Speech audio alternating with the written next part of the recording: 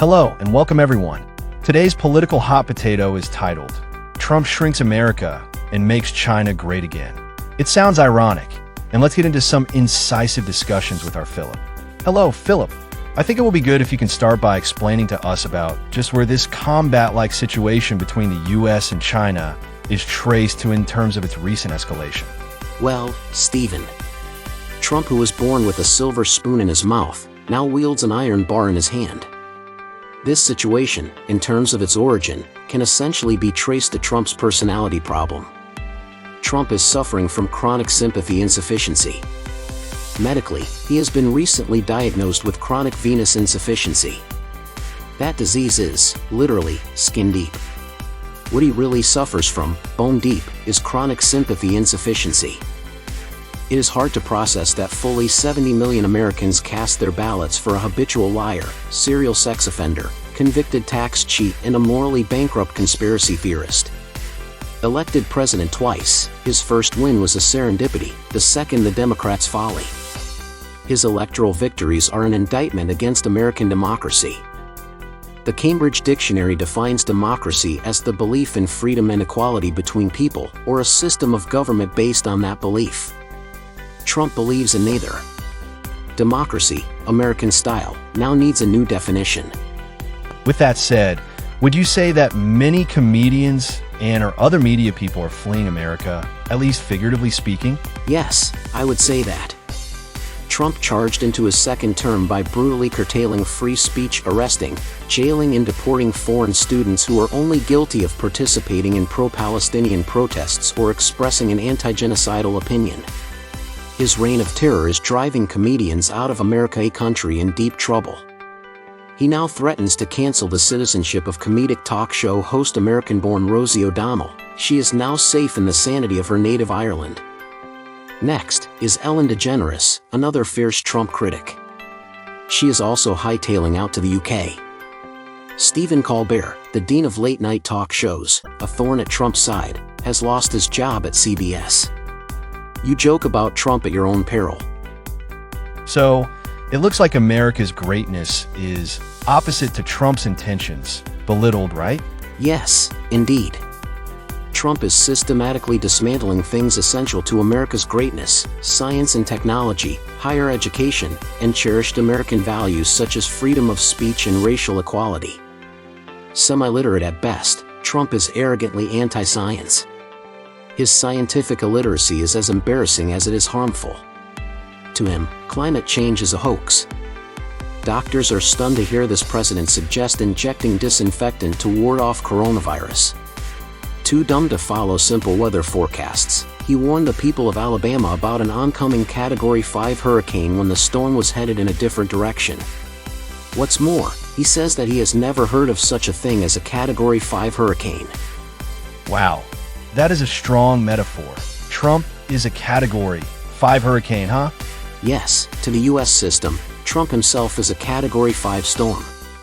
The Trumpification of American politics, with a firestorm of fake news and disinformation.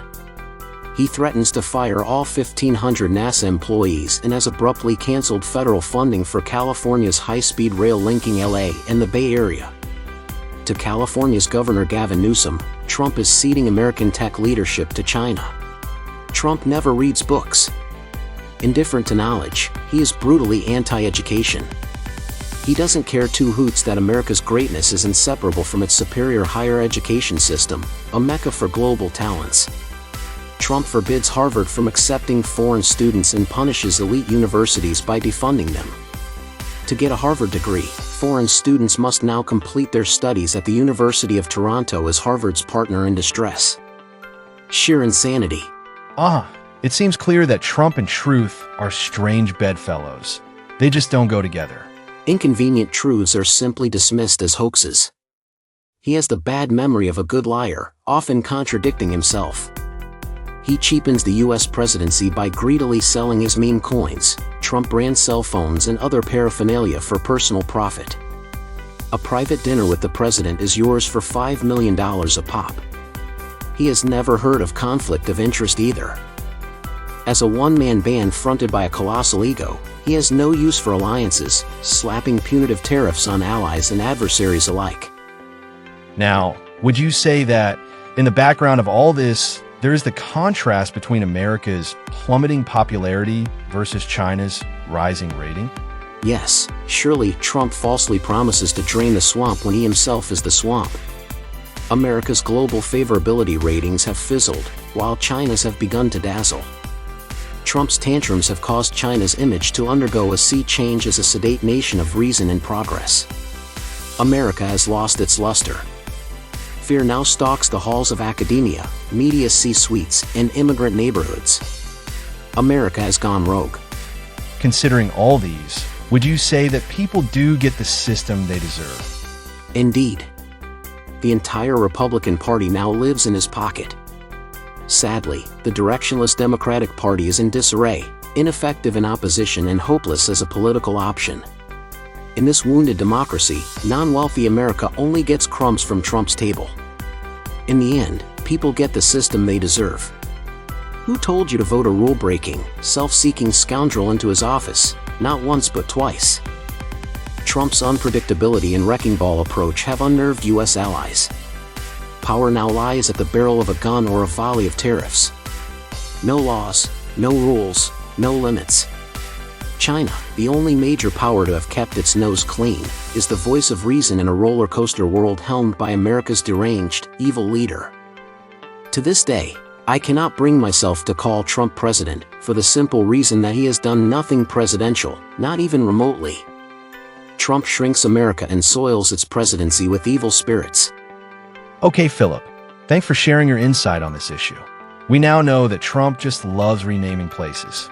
The Gulf of Mexico, for one, is now the Gulf of America. In that vein, maybe we should rename the Oval Office the Evil Office.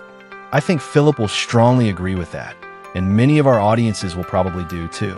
Well, that is it for this session. Thanks for watching, everyone. Please stay tuned for more of this kind of incisive discussions on our Hot Potatoes channel.